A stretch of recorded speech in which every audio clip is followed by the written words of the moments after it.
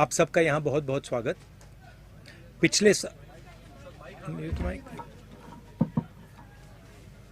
साल हमारी भारत जोड़ो यात्रा थी। कन्याकुमारी से हम कश्मीर चले और काफ़ी इम्पैक्टफुल ऐतिहासिक यात्रा रही।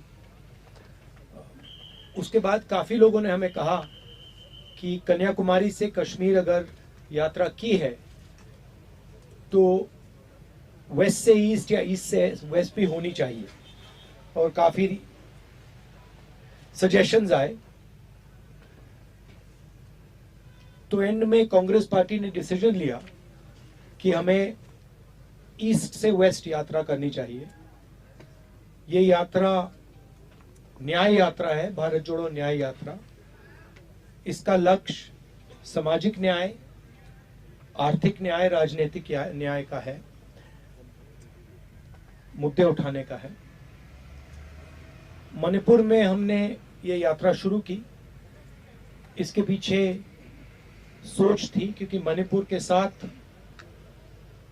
बहुत भारी अन्याय हुआ है। पहली बार हिंदुस्तान की स्टेट में महीनों के लिए हिंसा चल रही है और प्रधानमंत्री जी, बीजेपी के लोग वहां गए तक नहीं है। मणिपुर के बाद हम नागालैंड से निकले। यहां भी एक कमिटमेंट किया गया था। प्रधानमंत्री ने नागालैंड के लोगों से कमिटमेंट किया था, उस कमिटमेंट को भी पूरा नहीं किया गया जो एग्रीमेंट था।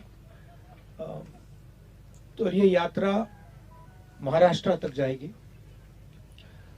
एक इशू है, मैं चाहता था कि पैदल यात्रा हो, मगर वो थोड़ा ज्यादा लंबा हो जाता, टाइम नहीं था।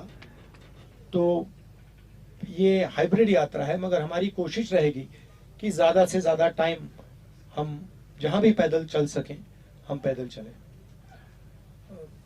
आपके अब सवाल हो या अंग्रेजी में बोल दूं? Should I say it in English?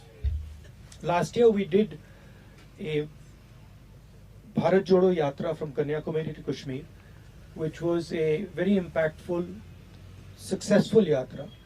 It helped bring the people of India together, and it transformed the political narrative and placed a alternative narrative to the divisive narrative of the BJP.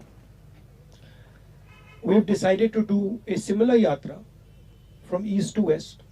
We decided to start in Manipur because of the tragedy that has taken place there, the loss of life, loss of property, violence, and of course the fact that the Prime Minister has not even cared to visit the state, which I think is a sad and shameful affair. And we are going to go all the way to Maharashtra. I would have liked it to be a pedal yatra, walking yatra, but time constraints are there, so we have decided to make it a hybrid yatra. It will be our attempt to walk as much as possible. There are some places where walking is difficult and there are other issues.